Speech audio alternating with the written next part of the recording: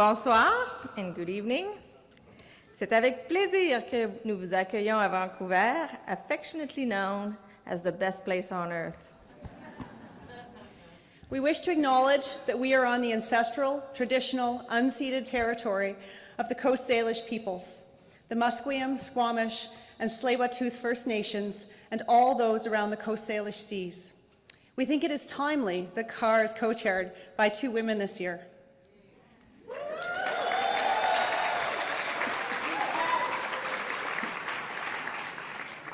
We all know that HIV takes no prisoners and affects people regardless of age, race, or gender. Together, we have made great strides, both on the prevention and the treatment fronts. There are approximately 20 million people accessing antiretroviral treatment. PrEP and CART are preventing new infections, and we're getting closer to a vaccine and to a cure. Over the past decade, the face of HIV research has also evolved. More than ever, and appropriately so, research is multidisciplinary in nature, and members of the community and key affected populations are integral to the research taking place. At CAHR, we endeavor to acknowledge and celebrate diversity among people with lived experience of HIV, as well as among HIV researchers. We know we can accomplish more when we work together, when we embrace our diverse experiences and perspectives and ideas. Uniting groups of researchers from multiple tracks, healthcare professionals, community workers, academics, trainees, educators, activists, volunteers, people living with HIV, and policymakers, we are best positioned to improve the lives of people living with HIV and to prevent new infections. This has inspired our conference theme this year, celebrating our diversity, uniting in the response to HIV. In this spirit, this year we are moving a full oral session to Sunday morning, and we are also introducing a new 5th oral session on Saturday morning. This session will contain 4 parallel tracks, each of which will be multidisciplinary and focused on a key population affected with HIV. These program changes will be evaluated with respect to whether or not they should be kept in future years. So we therefore invite you to provide your feedback about them. In addition to our 4 plenaries, we will also hold special sessions on a variety of research topics, and there will be something for everyone. We wish to thank all the members of the Scientific Committee for their hard work preparing for this conference, and all those who contributed to reviewing abstracts and scholarship applications. Congratulations to all of the academic and community scholarship recipients.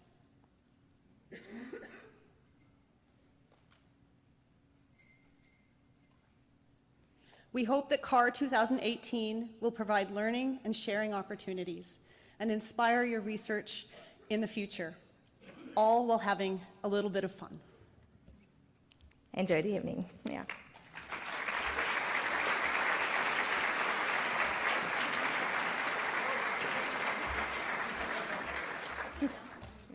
And I have the pleasure of introducing Dr. Curtis Cooper, President of the Canadian Association for HIV Research.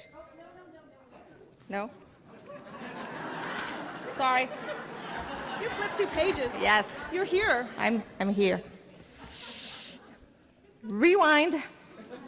It is now our pleasure to introduce Love Medicine, a group of professional dancers and singers formed in 2010 by Erwin Waskowicz. Erwin is from the Cree Nations, and members of the groups are from many different First Nation backgrounds. The group enjoys sharing their cultural ways with others, and their CD called Love Medicine Sweetgrass Boy was recently nominated for an Aboriginal Music Award. Welcome, Love Medicine.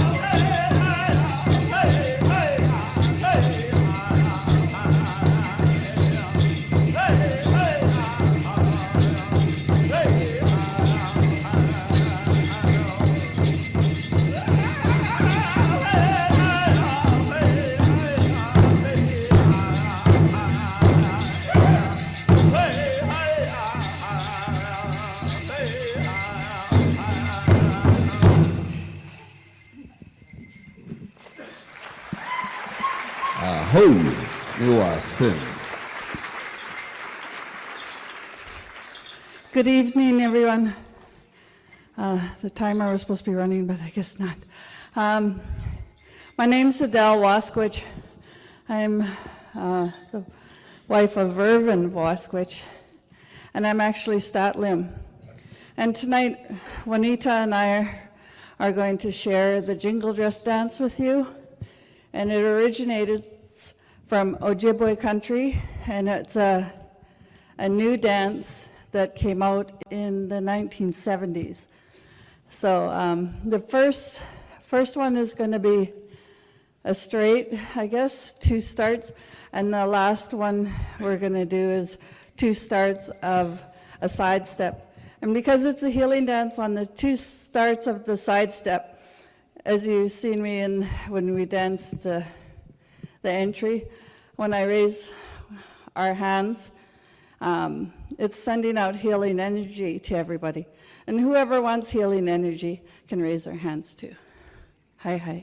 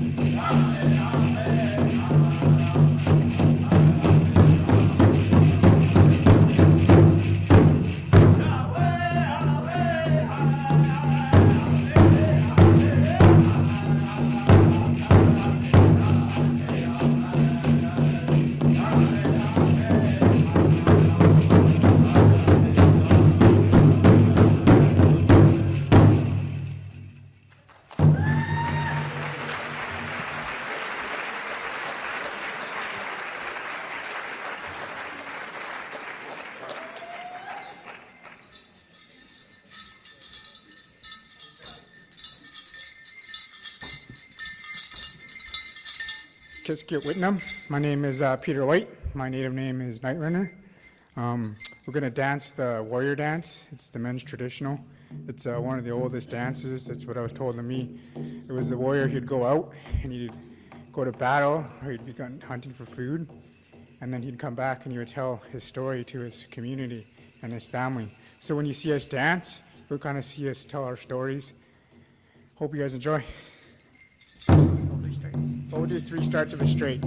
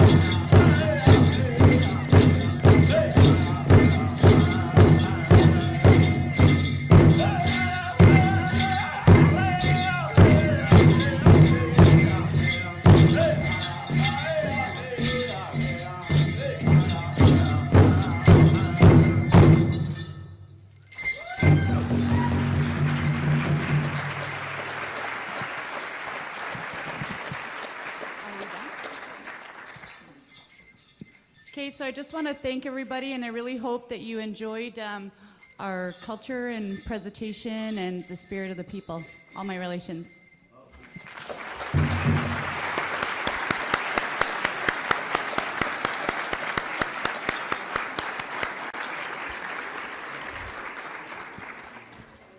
Thank you, Love Medicine, for an absolutely amazing performance.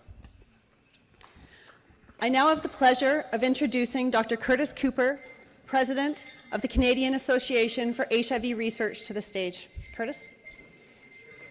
I think I'm sure this time.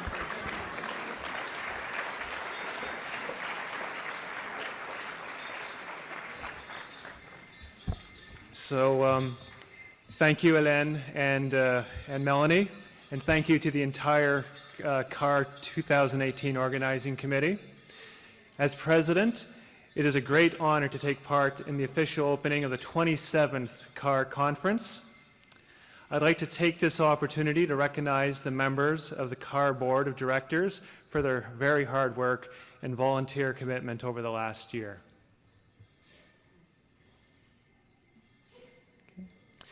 And of course, I'd like to thank the sponsors. Without their generous contributions, CAHR would not be able to host this great event. I encourage you all to visit them in the exhibit hall over the next several days.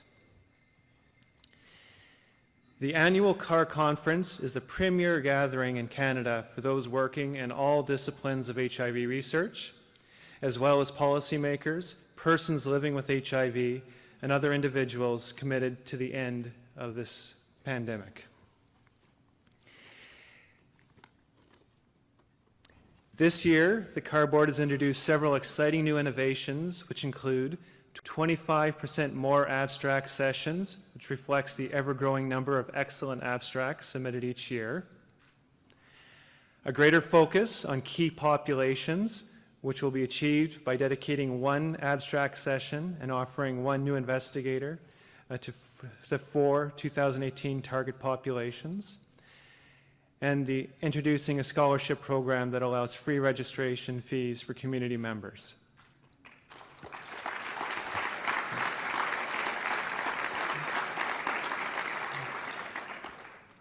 CAHR 2018 will be a tremendous opportunity for researchers and community members to share the latest scientific advances in the field, learn from one another's expertise, and develop new ways to treat and prevent HIV.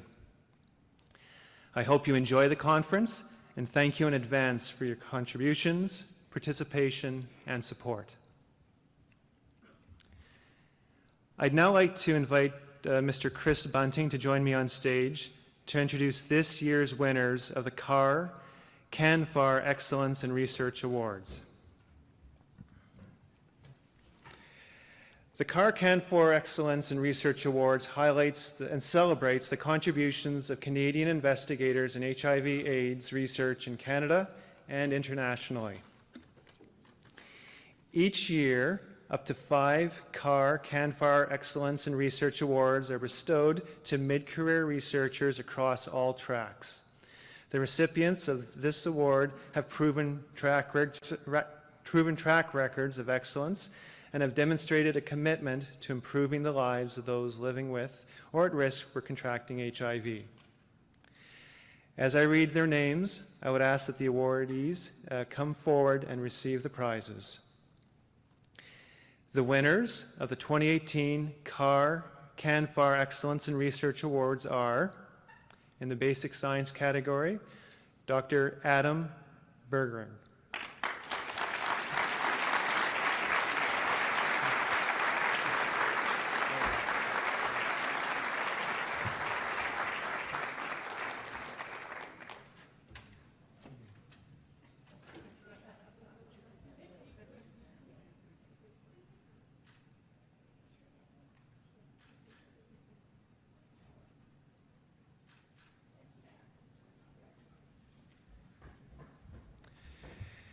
In the clinical science track, Dr. Darrell Tan.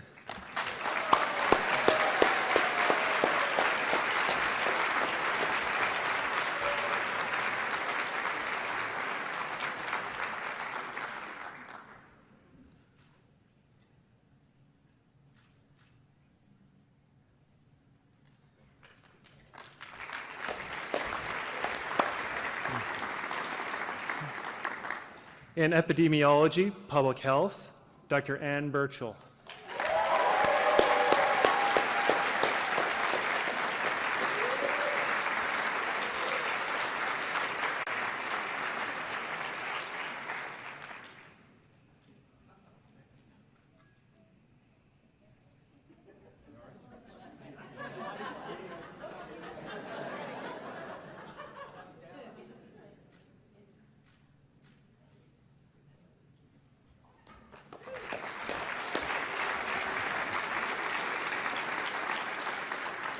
In social sciences, Dr. David Brennan.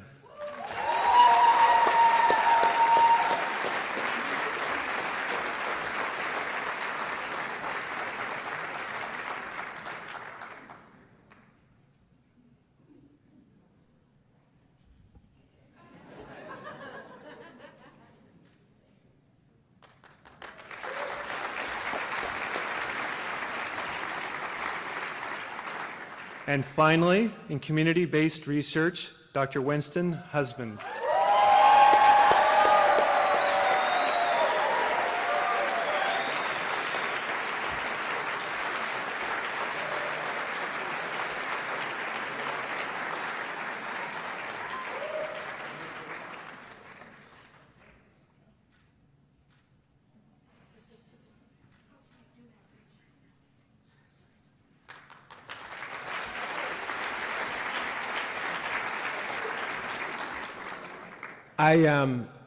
I couldn't get this without giving an award, a shout out to Maureen and Sian and Angela. We on a roll, so, you know, hey, look for us again next year.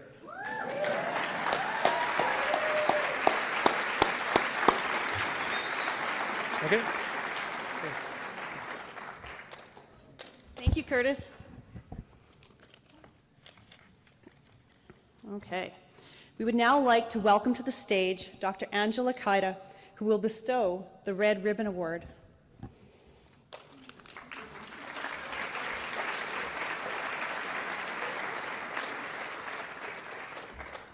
Thank you, Melanie.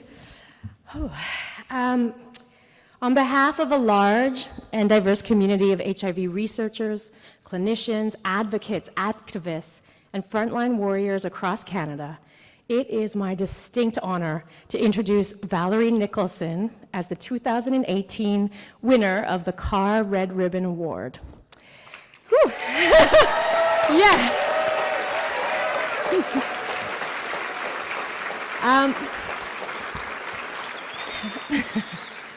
The Red Ribbon Award honors a member of our research community who has shown outstanding service to the cause of research in a way that has increased our understanding of the treatment and prevention of HIV while enhancing the quality of life of those living with this disease. And it is precisely because of these criteria that I can think of no more deserving recipient than Valerie. She's a leader in community-based research who fiercely advocates for us to research topics that matter for community, but she doesn't stop there. She's tireless in her efforts to promote the use of research to transform the lives of the community members that she serves. Research findings that might otherwise sadly languish in an online database somewhere are brought to life with Valerie's attention.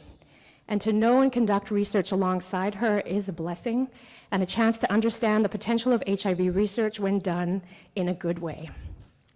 She's a proud Indigenous woman living with HIV, a woman warrior, and mentor to many, and I know many of you in this room. And despite her attempts to avoid joining the dark side of research, as she used to call it, she is an exceptional HIV research leader. So please join me in honoring Valerie Nicholson, the 2018 CAHR Red Ribbon Award recipient.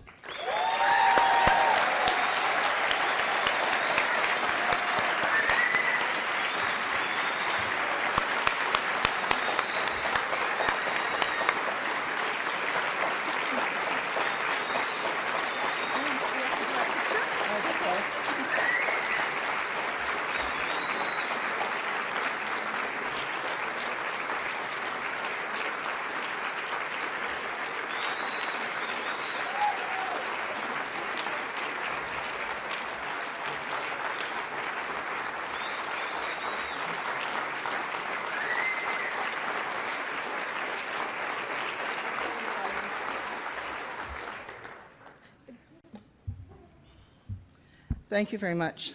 I think for the first time in forever, I don't know what to say. And as Angela said, I have a voice. And it was not long ago, I was battling addiction and homelessness and trying to get my life back together, and somebody was talking about research in the downtown east side and who could they trust. And somebody gave me a chance. I didn't know anything about research. I had no idea. It wasn't part of my life. But I accepted the challenge, and thanks to Dr. Brian Chittick at AIDS Vancouver, who trusted me with money, and I was able to conduct the food security study, which was the first national study in Canada, as a peer. And I went from there. And as Angela said, and I don't know where she's standing behind me, she should be beside me. I never wanted to go the dark side of research. I liked doing the surveys. I liked being with, interviewing the people, finding out what they really wanted. And I told her, I'm never going the dark side. Don't ask me to write a paper. I don't know what it means. I don't know what a p-value is. I don't know that. Like, just don't. And gradually, I don't know how they did it, and there's many people I work with today. I understand what it all means. I've written papers, and I think it wasn't really a dark side. I really, truly enjoy research. And thank you so much. There's so many here in the room, my family, and those that I work with. Thank you for being part of my journey. I love research.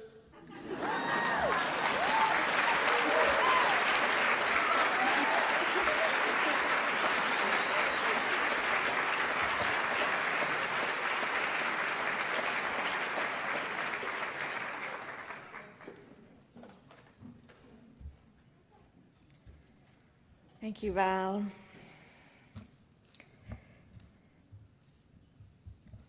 So in its first edition in 1992, the conference was actually chaired by the venerable Dr. Mark Wainberg, whom, as all of you know, we lost shortly after CAHR 2017.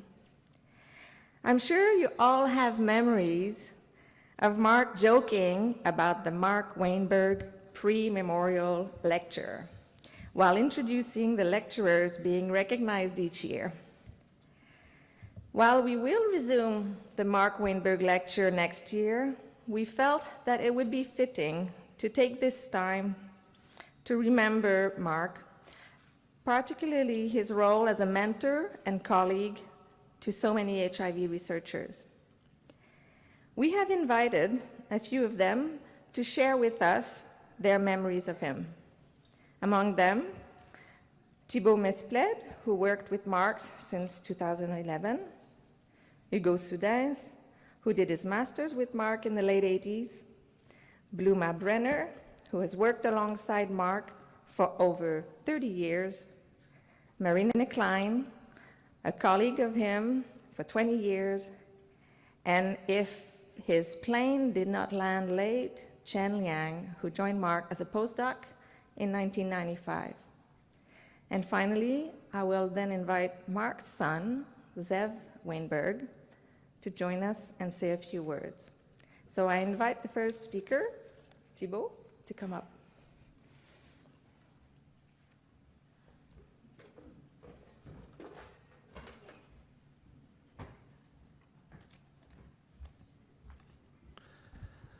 So thank you, and of course, as you can imagine, it's quite emotional for me to be there and thinking about Mark. So I try to wrap up a few things that I knew about him. So the first thing I wanted to say was that Dr. Mark Wainberg was more than a good man. He was a great scientist. And for me, it's not every day that you have the chance to work with someone like Mark, who actually saved millions of lives through his scientific and political work. And despite his outstanding accomplishments, Mark stayed humble and approachable. He had a passion for new scientific questions and for young researchers. He always promoted his colleagues and was immune to prejudice. He was an ardent, and some would say a ferocious supporter of those who are affected by HIV. He was enraged by injustice first, but he could also get aggravated by delays in getting yet another publication out. And he often said that you can have the greatest ideas in the world, it doesn't matter if you don't communicate them. He was a prolific writer and a fast reader. He commonly read a thesis that he needed to evaluate during a seminar or a presentation. And he was a fantastic manner. And he populated Canada and this room with individuals who will continue the fight against HIV and discrimination. And just as an exercise, if in the room you have benefited from interacting with Mark, if he encouraged you, if he gave you a few words of comfort when your CAHR award did not pan out, I would like you to invite you, if you had a positive interaction with him, to stand up or raise your hand, and I will be the first one to do it. And then just look around and look at this room. Thank you.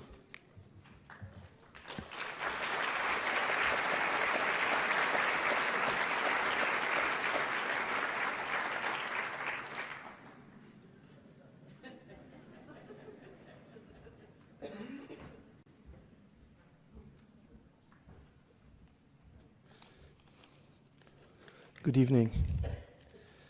I'll be brief. So it's been a year since Mark left us.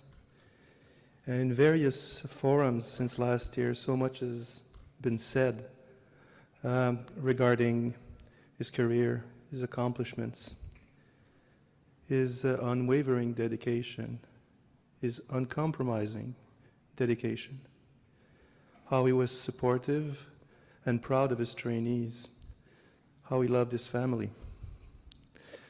The last picture I had of with Mark, he was presenting the Mark Wainberg Memorial Lecture Award to Julie Bruno last year in Montreal, something he enjoyed very much.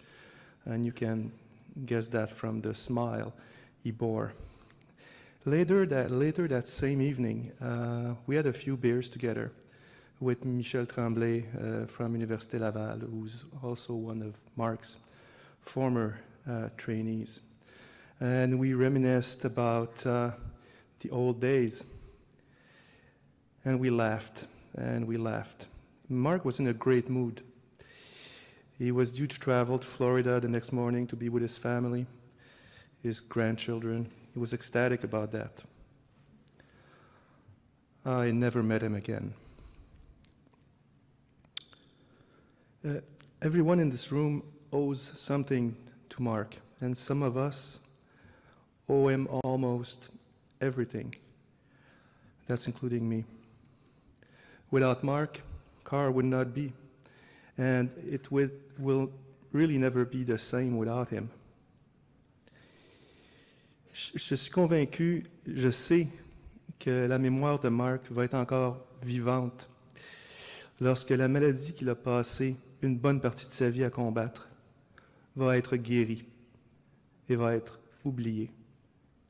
I'm convinced, I know, that the memory of Mark will live on way beyond the time when the disease he spent his life fighting against will be cured and forgotten. Merci.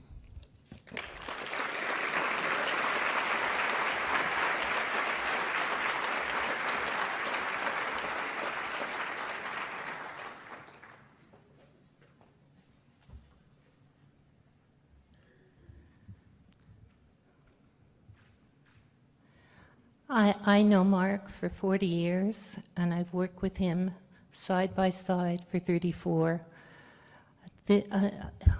I don't really have a picture with Mark. I just have 100 publications, because for Mark, it's publish or perish.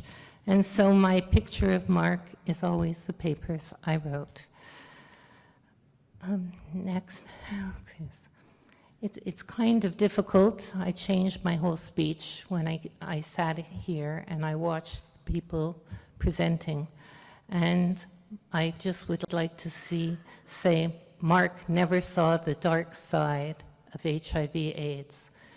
In 1980, he was in sabbatical in Gallo's lab, and he came back and he recognized that we were going to have the pandemic of our generation. By 2020, 80 million people will have been infected with the virus and 40 million people will have died. But Mark had the optimism that if we look at the bright side, everything will be achieved. When he came back in 1980, he convinced 5 different scientists at the Lady Davis that they have to shift into studying this disease. At the time, nobody knew what the virus was, and within 1 year of his coming back, he established CAHR, he established the FRSQ Rezo CETA. He was engaged in a battle, and Mark was a warrior. He loved to wear a lab coat. I don't know how many times he was in the lab, but he respected the fact that science would achieve and succeed in the battle.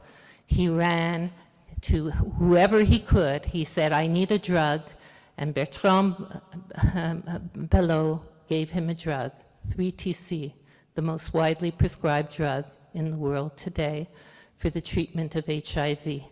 And he would stand proud, and if, as John Thome said, he would have put 3-TC into drinking water instead of fluoridating it to prevent the HIV epidemic. And Mark was always bubbly, he was enthusiastic. I thought I would be sad like everybody, but I can't, because Mark would have be thrilled today that everybody would be here memorializing him and celebrating his life and not simply being sad.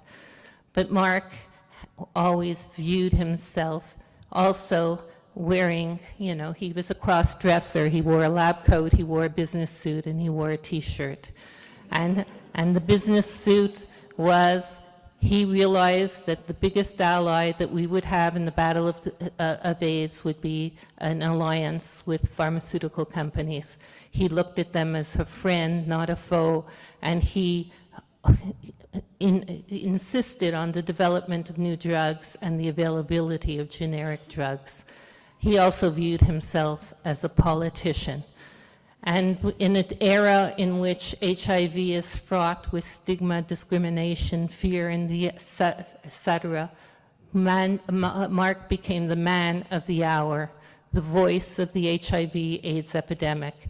He was the voice for those who couldn't speak for themselves, and a voice against those who wouldn't listen. But as I came in today and I sort of said, I can't be sad because Mark wore a T-shirt. He loved every one of the key populations affected by HIV. He was so proud in 2006 to be given the Gay Man of the Year award. He loved culture, he loved to travel, and he loved culture. And in every community, he was the goodwill ambassador for HIV/AIDS to tackle the HIV epidemic. Okay, next. Okay. So Mark was also, he viewed himself as a politician, but he was a very impolite politician, and he did not know the art of diplomacy. I remember walking down one day in between 1998 or 2000 when he was head of the IAS, and he was talking and he was screeching on the phone, and he picked up the telephone and banged it against the wall and made a hole in the wall. And I said, "Who are you speaking to?" And Mark said, "Prime Minister from, oh, I'm sorry, Mbeki." You know, he engaged in a battle. He was going to have the Durban conference in South Africa no matter what. There's no such thing as not battling the epidemic. And then I found this little picture of Mark with the president of Kenya, and this was on the front page of a newspaper. But there's a story behind this. Mark decided he had to do something for Kenya because there was rising rates of HIV, and he got somebody to arrange for him to have a meeting with the President Moi, and he was going to have that meeting. So he went to the meeting and he spoke to the President Moi, and he says, "You know, there are young people in your country and they are having HIV and the disease is spreading, and you and I cannot sit with our heads in the sand and pretend that HIV doesn't exist. You must increase HIV awareness, and you must expand the condom usage to prevent the spread of HIV. So he left the meeting, and he shook his hand, and then he went on the airport the next day, and he was sitting beside a Catholic priest. And he sees his picture on the front page of this Kenyan newspaper, so he reads the article, and it says, Professor Mark Wainberg, president of the International AIDS Society, met with President Moi and said the way to prevent HIV is to have sexual abstinence. So he turns around and he sees that the Catholic priest is sitting and reading the paper. Are you Professor Wainberg? Oh, this is wonderful. At least somebody is speaking the truth. Mark was mortified, but he didn't say a word. And last slide. Okay. Next slide, please. So this is my personal story. Mark was a very deeply religious person. He was a man of science, but he was also a man of faith. He knew that excellence in science could not exist without a moral, ethical, and social conscience. He truly believed that the world could be a better place. So one day, it was the eve of the Sabbath on a Friday night. He invited me up to his room in the Canary Islands. And so we were at a drug resistance workshop so that we could share a glass of wine. So I walked up to his room, and I came into the room, and somewhat like today, he had the most spectacular room in the hotel, overlooking the ocean and the waves and the mountain. And Mark, went in to his bedroom, and I looked around the room, and the first thing that struck me was the bathroom with a little clothesline of clothes that he washed by himself. And then there was his prayer phylacteries on the couch, a pen that he used for writing, and a bottle of scotch and a bottle of wine. And then I recognized the fact that Mark traveled light, but he also bore an enormous burden.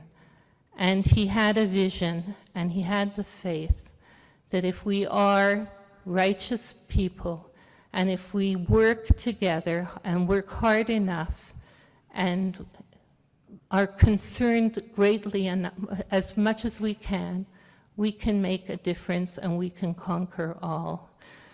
Many of us all knew Mark, each in our own way, but Mark led me to a path of faith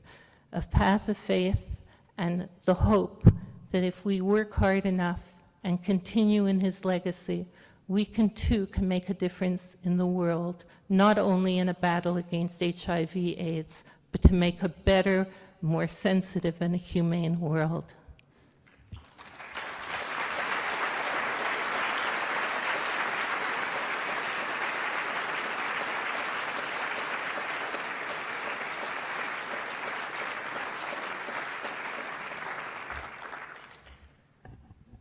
It's hard to follow up after Bluma. So when I returned to Montreal after my infectious disease fellowship at the University of Minnesota, and this will probably give away how long ago that was, I contacted Mark, who, never having worked with him before, but I knew that he was a prominent researcher in Montreal, and I had this sort of oddball idea that maybe I could test drug combinations that might be simultaneously active against HIV and hepatitis C in vitro. That's DDI, 3TC, and interferon. I can imagine trying to think about using those drugs in combination today. And rather than blow me off, he said, Sure. He was, let's do it. Let's write a grant together. Let's put it into CANFAR. I think we can get something here. And in fact, he was always so incredibly generous with his time and his advice. And we did get that grant together, and it was funded. And we carried out the studies, which informed a little clinical trial that I went on to do and never actually ended up leading anywhere. But that's another story for another day. And that was what was about Mark that was so special. There really was no hierarchy with him. If you had a good scientific question, he didn't care who you were. He treated you and treated me as an equal from the very beginning. And we remained friends and collaborators ever since, even when I realized that my place was probably best not in the laboratory and maybe clinical science was where I should be headed. And indeed, he had that incredible ability. I think if we say one thing about that characterizes him is that despite all the things he might have been doing, he could connect with people at their level, even for very brief periods of time, and give them all his undivided attention. And that made him, allowed him to connect with people and understand them at a very fundamental level. And Mark trained hundreds of students throughout his career. And they came from his lab from very diverse backgrounds and diverse settings, and they've been disseminated all over the world, and they continue to do incredible, amazing work. And these people continued to have lifelong relationships with Mark. They knew that they could always call on him whenever they needed a bit of career advice or even just a little dose of realism. Mark was an extraordinarily generous collaborator. His passing leaves an enormous void in the Canadian and global research landscape. Pendant des années, Mark était co-directeur du réseau SIDA, maladies infections de fonds de recherche en santé du Québec. Il a initié les Journées québécoises, une activité francophone annuelle d'échange de connaissances entre des chercheurs français et québécois impliqués dans la lutte contre le VIH. Mark a toujours fait preuve d'une remarque ouverture envers ses collègues francophones. À haute voix, il a insisté que la langue ne devrait pas être une barrière dans la collaboration scientifique. But no tribute to Mark, I think, would be complete without talking about some of his lesser-known accomplishments. I think that impish grin of his would pop up wherever you least expect it. And in fact, today, no matter what conference I go to, I always expect I'm going to see Mark up behind me somewhere, and he, unfortunately, isn't turning up anymore. But probably by now you've all heard about the story when he was in Glasgow the year before last, where he had to have an emergency surgery, dental surgery performed. He'd been wandering around Glasgow looking for a dentist because he'd broken his crown after chewing into an apple. And last fall, we were leaving a meeting at the Dean of Medicine, and I noticed that his smile looked a little bit askew. And not the least bit embarrassed, he just pulled off his teeth, and where it had been broken again, and he had fixed it with chewing gum, and he was holding his tooth on with chewing gum. And Mark also had a bit of a Good Samaritan streak in himself. And I remember one warm summer evening in Montreal, we were leaving an event, a conference, and he'd had a couple of scotches, one or two, and he noticed that on all the tables along the terrace outside, there were fish bowls with goldfish swimming in them. And he decided to, dipped his hand in a bowl and tried to scoop out the goldfish. He wanted to rescue them and determine that, they shouldn't be held in these prisons. But fortunately, I was able to convince him that maybe they'd probably live a little bit longer in their bowls than in his hands. And we found him a taxi and sent him home without a fish in his hand. Mark leaves a tremendous legacy. His children, his grandchildren, countless successful trainees, millions of lives who are better because of the work and his advocacy. But perhaps for me, his greatest legacy is in how he inspires me not to be complacent, to speak out against injustice, to use the power of science to influence those who seek to deny, to give voice to those who have none, and to keep on speaking out until things change. Let's all pledge to continue to do his great work.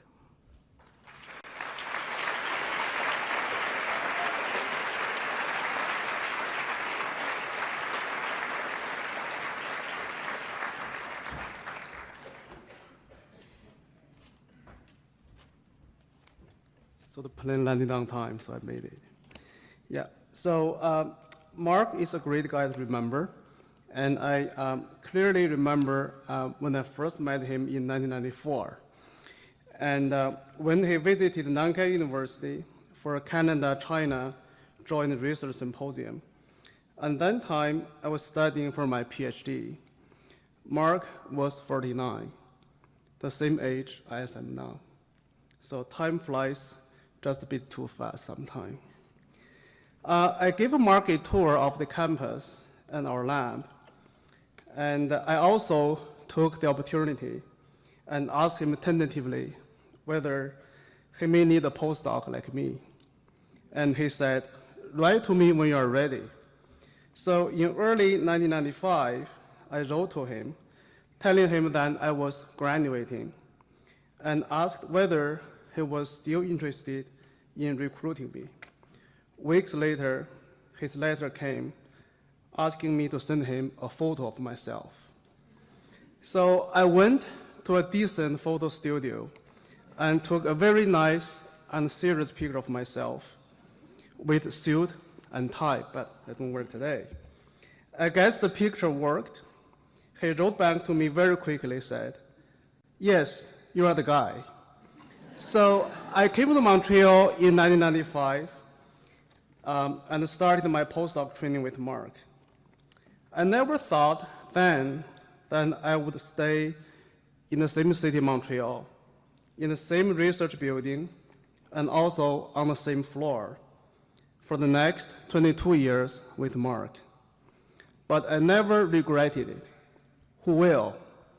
Because it's immensely fortunate for one to have Mark as a mentor who deeply cares, as a colleague who always encourages, and most of all, as a friend who is so dear and always ready to lend your hand. Hélène asked me a quote from Mark. If I have to choose one from the many, this is the one Mark said to me. Chen, be patient. I'm still trying to be patient. Mark is a very strict person. He's very strict with research, with science. Very strict when he's preparing a perfect manuscript. But he doesn't mind holding a piece of pizza with his hand while eating it. He doesn't mind smiling brightly with a front tooth missing. He doesn't mind turning off the running tap water in the lab. He doesn't mind closing the light in the lab when he left late at night. One time, I had to call out, Mark, I cannot see my gels because they turned off the light. Mark was the founding director of McGill AIDS Center. He held this position until he passed away last year. To remember his legacy, to recognize his many contributions to AIDS research and beyond, McGill AIDS Center is renamed the Wainberg Center of Complex and Emerging Viral Infections. The new center is built on the strong HIV core that Mark has established and expands to include research on other important viral pathogens, which has always been the vision of Mark for the future of the center. We welcome collaborations from all of you on HIV and beyond, and all aspects being basic, clinical, and social. Mark will always miss you. Thank you.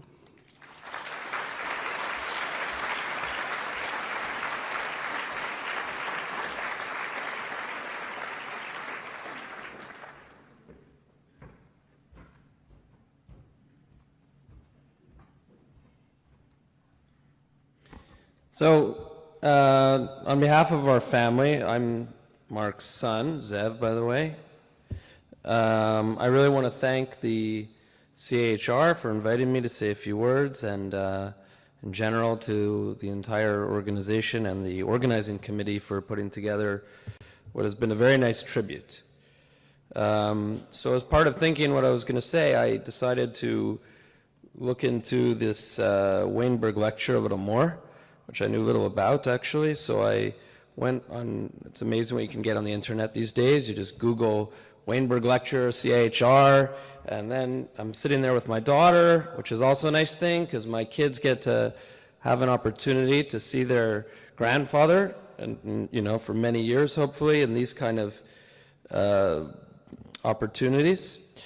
And I watched this lecture that he gave last year in Montreal, which turned out to be only a few days before he died. And in that lecture, I think it was quite interesting because it combined in typical fashion a lot of things that made him a unique person. There was a mixture of some self-deprecating humor in there. There was commenting about his age and his not so imminent retirement, but finished with a message of hope that the AIDS epidemic will soon be a thing of the past and that the Wainberg lecture could be formally retired. And at the end, he also mixed in some very fluent French, which my daughter said, "What is that language that Zadie is speaking?" And I said, "That's French, Julia. You live in California." So I felt a little guilty about that, having been born in Montreal, that my daughter doesn't understand French, but she speaks, it's like Spanish, right, Daddy? And I said, "Yeah, sort of. So then he says to me, my father, the day before he died, when we were in Florida for the family holiday of Passover, he said, "Zev, do you know what the Wainberg lecture is?" And I said, "No, Dad, what's the Wainberg lecture?" And then he told me a little bit about it, and obviously how it's been going on for some time. And I said, "Well, that's great. Maybe one day I'll go to this lecture." So, you know, it's been really incredible, and from a family side, to see how his legacy and how his accomplishments and career were honored. I think, you know, my father was pretty modest in his own way, so probably at this point he would probably say, "Enough already, enough, move on. But he was a very proud Canadian, always taught us as children and all who worked with him not to waste time, work hard, be productive.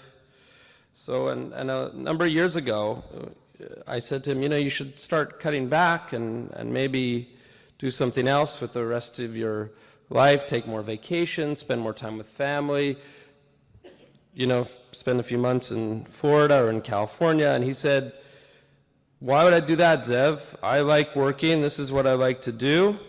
And I said, "You really like spending your weekends writing grants and writing manuscripts and sitting all day on Sunday working?" He said, "As long as there's a full pot of coffee, that's good for me." It became second nature. And really, I think ultimately that's what his work was. It didn't feel like work. He was one of those people who wrote a grant, but it didn't feel like work at all.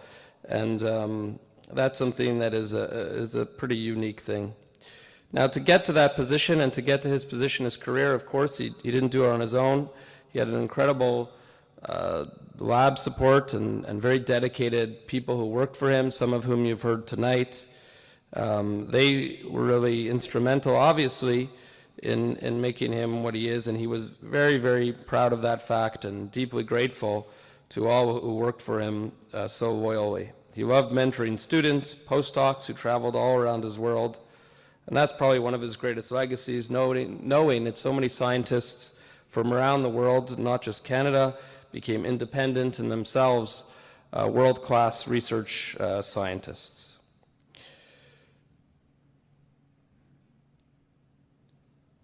It's been a year since my father died, tragically and very unexpectedly, of course. And, you know, in some ways, as a child, you know, the shock never wears off. You don't really expect this sort of thing to happen.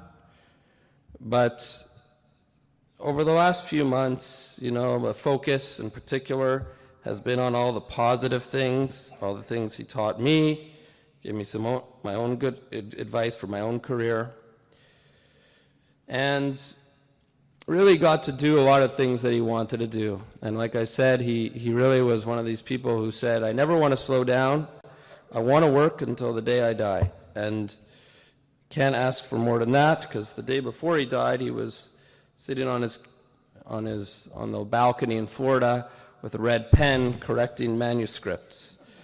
So he really got to do the kind of things he wanted to do until the very end, and for that, I'm grateful.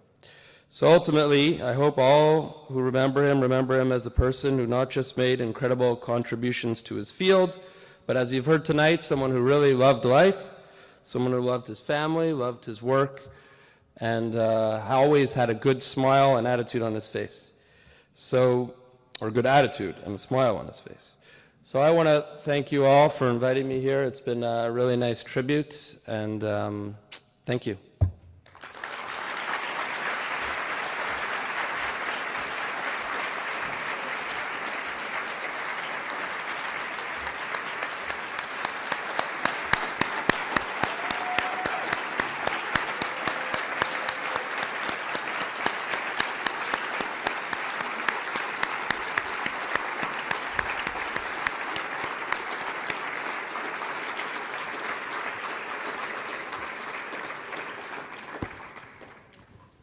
Thank you to all of Mark's colleagues and to Zev for that really wonderful tribute to his life. Thank you for all coming and getting up on stage here tonight. That was really beautiful. Our next performance comes thanks to our scientific committee community representative, Patience Magagula. Unfortunately, due to a loss in her family, Patience has been called back to her homeland. Thankfully, the performers have reorganized themselves and are here to join us today. Please welcome the performance entitled Journey from Our Motherland, which describes the experiences of 5 families and their journey from Africa to a refugee camp to Canada, all expressed through song, dance, and poetry. Please help me welcome.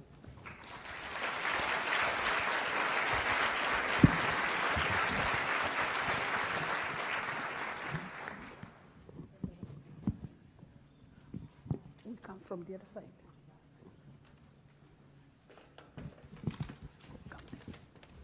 Hello, everyone. My name is Chinelo Iwegem. I'm standing here on behalf of patients. We're representing the Afro-Canadian Positive Network of BC. We're here to narrate real-life stories, experiences, as well as the dramatization of the journey from the motherland. As you know, a refugee seeks asylum from his country as a result of persecution from race, religion, membership in a particular social group, or political opinion.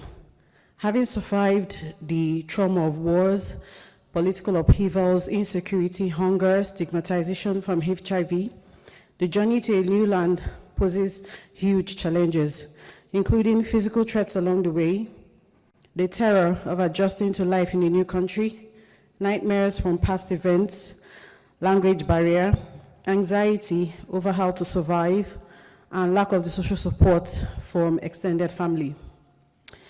For HIV-infected and affected refugees and families, the trauma is doubled because there is fear of stigma from new social contacts, potential employees, and perhaps even healthcare workers. Also, some were diagnosed after coming to Canada, and this worsens the trauma. With the shock, the post-traumatic stress disorder, denial, shame, fear, anger, and fear of the unknown, it becomes a truly breaking burden. So I invite you to follow us on this journey to experience more about these challenges. Thank you.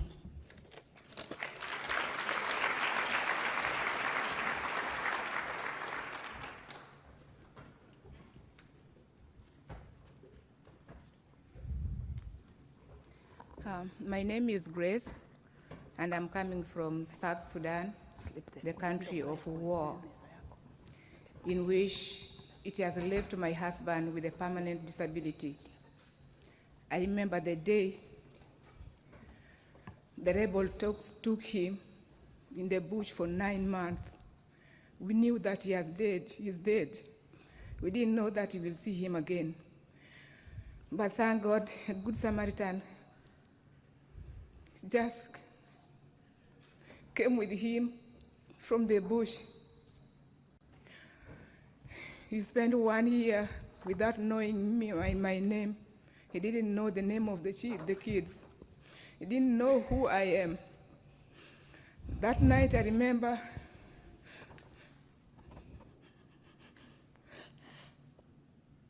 we walked 4 days from South Sudan to Uganda.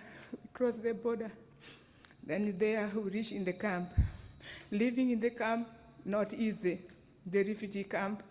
I remember one night we were sleeping, and you can't sleep well deep, you can't have a deep sleep. We had a gun shot again. Then people started running at night, in which 2 men were taken by the rebels again. And that day, we didn't sleep. We walked throughout. The next day, then we have to go in another place. Now from there, we thank God that Canadian government accepted us here in Canada. But my husband has a permanent disability with a head injury, which has made him now, up to now, he's not okay. He forgets a lot. He cannot know what he's doing. I take him just as a child. Now when we are here, life was soft, life was good, but still we get some problems with discrimination and racism. We don't know what to do, we need help. We need to be loved. We need to take care, we need freedom. We need our freedom. I thought that we would be okay, but thank God that Canadian government has taken us here. Thank you.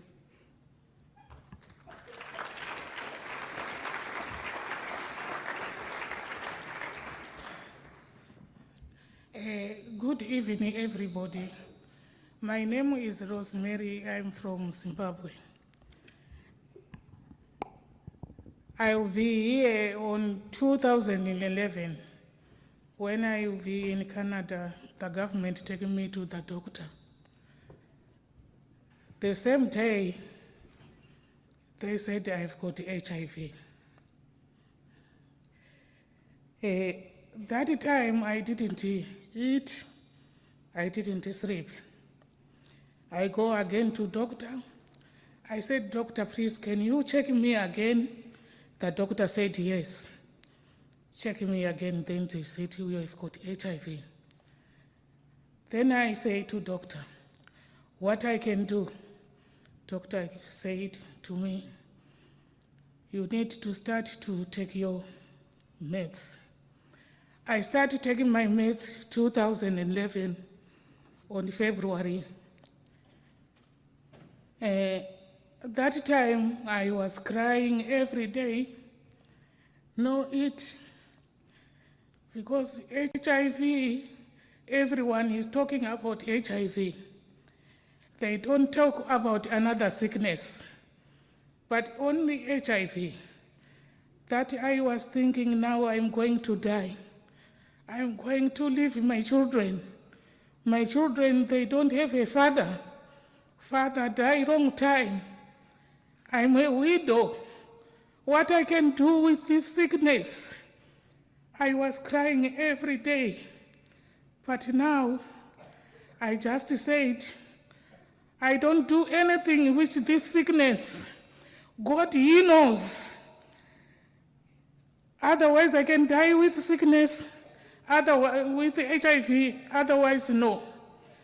Otherwise, I can die because of I live by myself in the house. From morning until evening, no one talk with her, no one talk with him.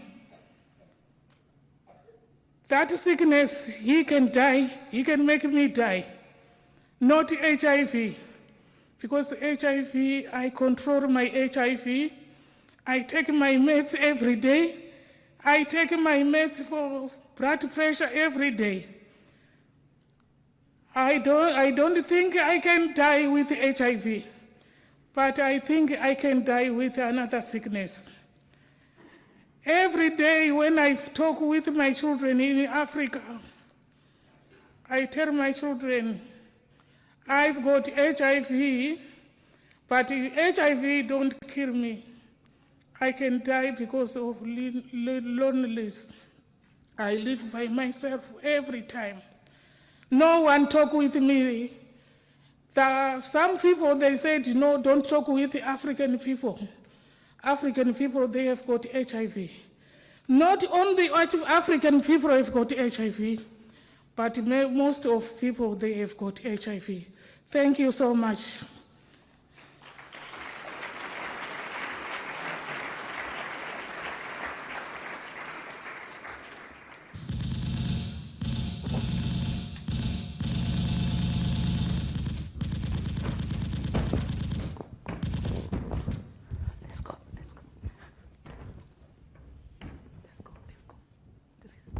There is war, we have to go.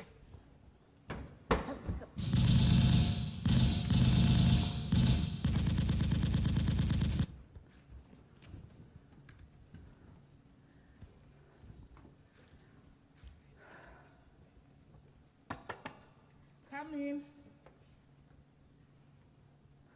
Mama, my kids are feeling hungry. They don't have water, any food to give them. And I am HIV positive. You have got HIV? Yes. No, go with your children. Okay. In my house, no one can come inside with HIV. Okay. Stigma starts from here.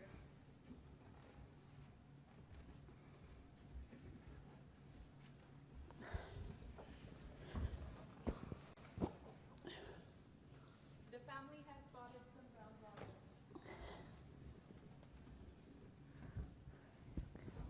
It should be okay. Mtasikia vizuri. Msilie. Okay. They are finally on their way to Tanzania. They reached Tanzania. They have reached the refugee camp. And there's no medication and not enough food. It can take up to 5 to 20 years for them to leave the refugee camp.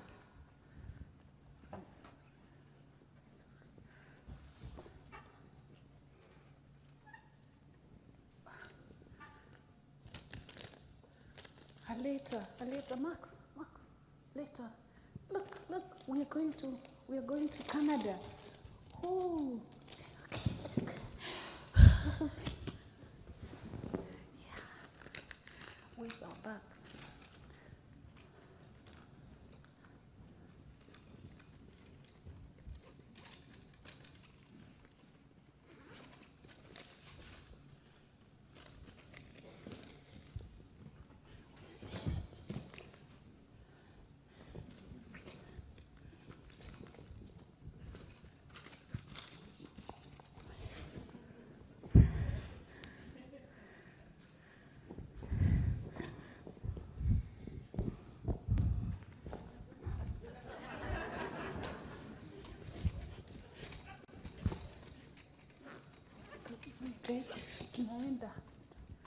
Tunaenda na mtoto wangu nimewacha wapi?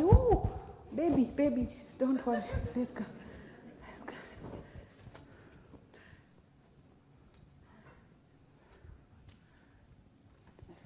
Tumefika.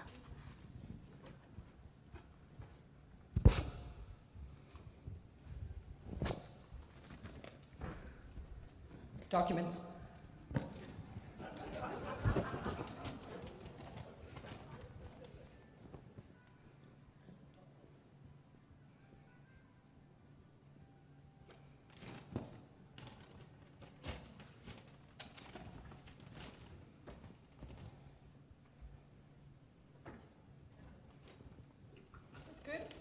This is good.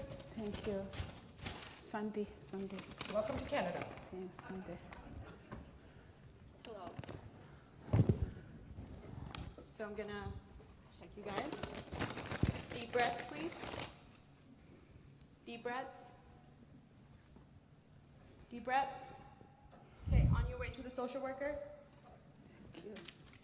Thank you.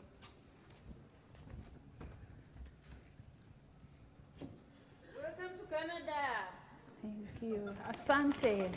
Asante. Wewe unatoka wapi? Oh, asante. Unaongea Kiswahili? hapa sisi tuko na shida, tulikuwa na war huko, tukapigwa, watoto wangu wameteseka. Asante sana. Asante. Welcome to Canada. So, watoto wangu wanaweza cheza, wanaweza fanya chochote? Yeah, they can choose what they want. There is a lot of activities they can join in Canada. We feel at home. Thank you. Asante. Okay. The music.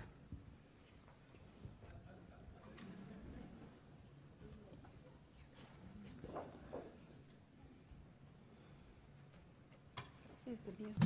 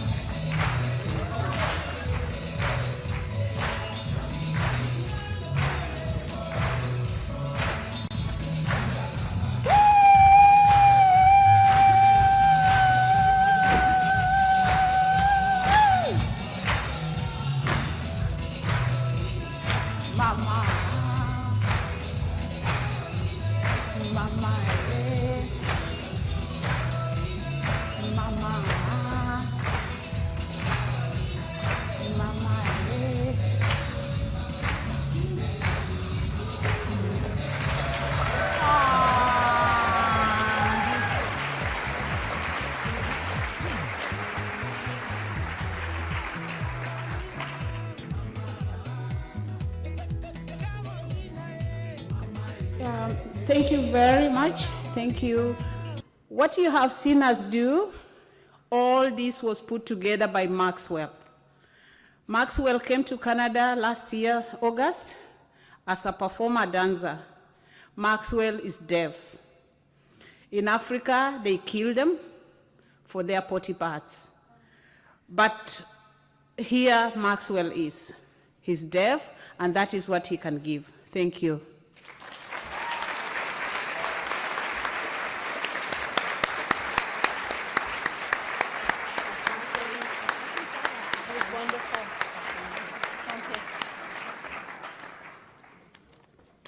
Thank you so much. And now, a few housekeeping notes. A reminder to everyone to download our app, and you will find instruction on your on-site program book. If you need assistance at any point during the conference, look for one of our volunteers in the blue t-shirts, and they will be happy to help. Also, don't forget to spend time in our exhibit and poster hall next door, visiting our sponsor booths and viewing some truly excellent research in poster format. Authors will be present at their posters during the afternoon coffee breaks. We would now ask that you all proceed to the exhibit and poster hall for our welcome reception. Thank you for joining us and enjoy your evening.